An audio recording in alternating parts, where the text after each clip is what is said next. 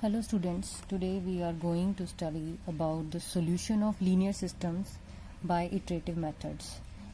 Before this we have done 4 direct methods.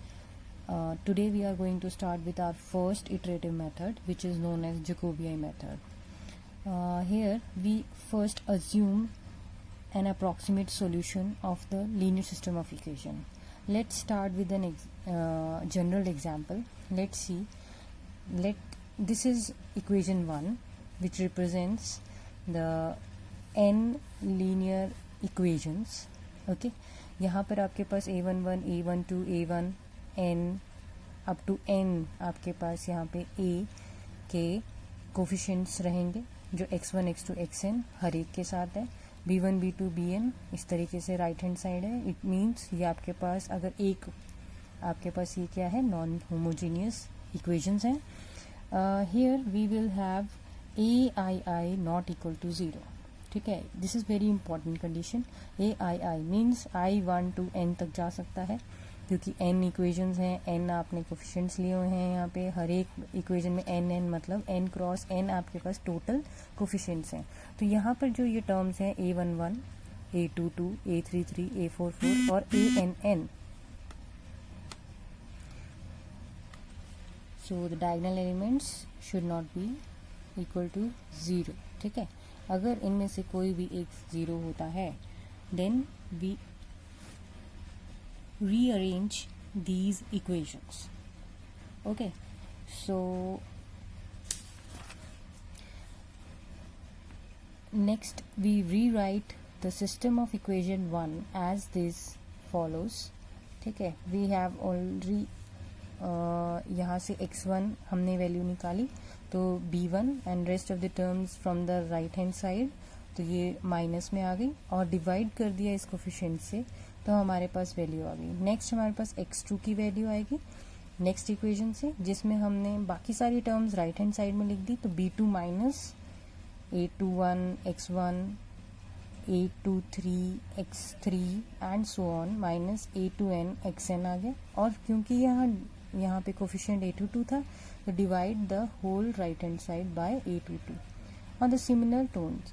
Therefore we have rearrange these terms because अगर ये आपके पास diagonal entry 0 होगी then we will not be able to find the solution like this. ठीक है, Jacobi method में first right the equations, then rearrange, rewrite them like this, and then we suppose our assumption. ठीक है, we assume the elements. First x1 की कोई value हमने assume कर ली, उसको हम कहेंगे ये हमारी ये इनिशियल अप्रोक्सीमेशन है. x2, x3, xn initial approximations लेंगे हम इन अननोन वैल्यूज़ के लिए. तो मोस्ट सुटेबली हम मैक्सिमम टाइम्स इसे 0 लेते हैं, that x1 is 0, x2 is 0, xn 0, और फिर हम इक्वेशंस की वैल्यू निकालते हैं. इक्वेशन से x1, x2, x3 next approximation की वैल्यूज निकालते हैं. These substitute these initial approximations on the right hand side of equation 2, this equation 2. Okay, the first approximation x1 z1, x1 2 ये. So this is our first approximation after substituting the initial approximation, जो हम 0 भी ले सकते हैं या फिर जो अगर हमारी इक्वेशंस को सॉल्व करने में इजी रहे, क्लोजेस्ट टू द सॉल्यूशन. तो x1 की फर्स्ट अप्रॉक्सीमेशन, x2 की फर्स्ट अप्रॉक्सीमेशन, xn की first approximation, just substitute the initial approximations here and then we get the values like this. Okay, on the same note we will get the k-1th approximation. ठीक है, जैसे हम ये कर रहे हैं ऐसे ही k-1th अप्रॉक्सीमेशन आ जाएगी जब यहाँ पे k-2 होगा, k-2 हर एक अप्रॉक्सीमेशन का k-2 होगा. और सिमिलरली अगर हम kth अप्रॉक्सीमेशन फाइंड आउट करना चाहते हैं तो उसमें हम k-1th अप्रॉक्सीमेशन में पाई गई सारी वैल्यूज़ x1, x2, xn हम उसको सब्स्टिट्यूट कर सकते हैं and we get x1 kth, x2 kth and xn kth approximation. This is called the recurrence formula. This is equation number 3 and we repeatedly apply this to obtain the sequence of approximate solutions which converges to the exact solution. So हम ये तब तक apply करते हैं जब तक the difference between the successive values of each unknown is less than or equal to the prescribed tolerance, or we can say that become very close to each other or approximately same जो values हमारी आएंगी. जो for example अगर x1 k minus 1th पे हमारी value 2.00506 है और x1 kth position पे हमारी वैल्यू 2.00505 है, तो हम इसे अप्रॉक्सीमेट कर सकते हैं. डिपेंड करता है कि आपसे क्वेश्चन में क्या पूछा गया है कि up to 5 decimal places, up to 4 decimal places, up to 3 decimal places, up to 2 decimal places, कहाँ तक आपको अप्रॉक्सीमेशन मतलब सेम वैल्यूज़ आनी चाहिए. ठीक है. फॉर एग्जांपल अगर बोला जाए कि अप टू 6 डेसिमल प्लेसेस, तो 1 2 3 4 5 फिफ्थ ही आपकी डिफरेंट है, तो इसका मतलब आपको एक नेक्स्ट अप्रॉक्सीमेशन फिर से लेनी पड़ेगी. So let's start with the question based on the Jacobi method. This method is also known as method of simultaneous displacements. Now solve the following system of equations by Jacobi's method, where 27x plus 6y minus z is equals to 85, 6x plus 15y plus 2z is equals to 72xy x plus y plus 54z is equals to 110. Now we rewrite the given system of equation as the procedure says. X is equals to 1 by 27, 85 minus 6y plus z, y 1 by 15, 72 minus 6x minus 2z, z is equals to 1 by 54, 110 minus x minus y. तो हमारे वैसे भी जो diagonal entries थी वो non zero हैं सारे, इसीलिए we can write like this. Okay, let us take the initial approximation. X 0, the initial approximation is 0, y 0 is 0, z 0 is 0. So the first iteration 1 will become x1. जैसे first आपके पास आएगी तो we will write it as 127. क्योंकि हम first approximation 0 ले रहे हैं, y की भी, z की भी और x की भी, तो हम y में सब्स्टिट्यूट कर देंगे 0 और z में सब्स्टिट्यूट कर देंगे 0, and then we get the value of this 3.14814815 with the help of calculator, scientific calculator. Okay, next हमारे पास y1 की वैल्यू आएगी 1 by 15, 72 minus 6 x 0 to z 0 means zeroth approximation. तो आपके पास इनिशियल अप्रॉक्सीमेशन जो है वो आ रही है 6 की वैल्यू x 0 की और यहाँ 0 की. So this is will become 4.8. z1 first approximation for z, it is 1 by 54, 110 minus x zeroth approximation 54, 110, 0 0 दोनों ही 0 ली हुई हैं हमने स्टार्टिंग में.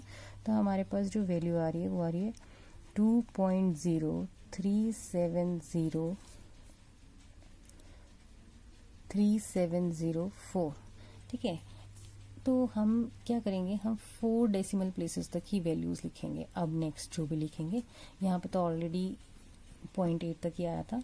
तो नेक्स्ट हमारे पास है इटरेशन 2.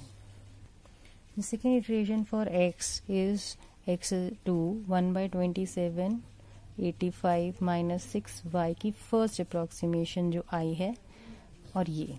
ठीक है. तो हमारे पास क्या आ रहा है, फर्स्ट अप्रॉक्सीमेशन y1.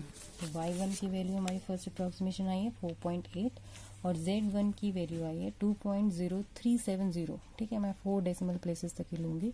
2.0370. तो हमने यहाँ पे सब्स्टिट्यूट कर दी value. We get 1 by 27, 85 minus 6, 4.8 plus 2.0370. ठीक है, which is equal to, after calculating 2.15692593. तो मैं सिर्फ यहीं तक लिख रही हूँ. Okay, then y2 the second approximation 1 by 15, 72, 6x1 plus z1, मतलब फर्स्ट अप्रॉक्सीमेशन से वैल्यू आपने उठानी है and we will get 1572 minus 6 times 3.1481 minus 2.0370, which gives the value of second approximation 3.8124. Z second approximation आएगी 54 1110, x की first approximation minus y की first approximation which is equal to 1 by 54 110 3.1481 4.8 which is further equal to 8898. ठीक है, यही आपने further लेनी है because हमारी जो वैल्यूज आ रही हैं, जैसे x1 पे हमारी वैल्यू जो आ रही थी, जो फर्स्ट अप्रोक्सीमेशन की वैल्यू है x की, तो हमारी x1 की जो वैल्यू है it is equal to 3.148. It is totally different from this one. ठीक है, y2 की जो वैल्यू है वो हमारे पास है 4.8. It is totally different. और z1 की जो फर्स्ट अप्रोक्सीमेशन z की है इट इज इक्वल टू 2.3070, तो ये 1.88 है. तो इसीलिए हम क्या करेंगे, नेक्स्ट टू नेक्स्ट अप्रोक्सीमेशन जब तक कि हमारी 2 डेसिमल और 3 डेसिमल प्लेसेस सेम नहीं हो जाती है. तो नेक्स्ट हमारे पास आएगी इटरेशन 3.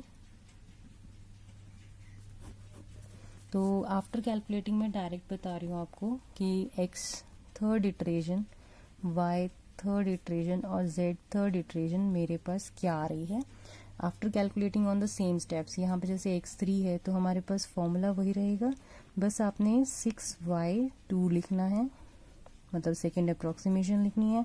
y3 की आपने सेकेंड अप्रोक्सीमेशन का यूज करना है which is equal to 72 6x2z second approximation. और यहाँ पे क्योंकि थर्ड निकाल रहे हैं तो हमारे पास जो प्रीवियस अप्रोक्सीमेशन की वैल्यू आई होती है हमें वो ही लिखनी होती है. तो ये वैल्यूज जो यहाँ पर आई है ये हम यहाँ पर y2 y3 में सब्स्टिट्यूट करेंगे. तो मेरे पास वैल्यू आ रही है 2.3709, 3.6853 और यहाँ आ रही है 1.9265. Similarly iteration 4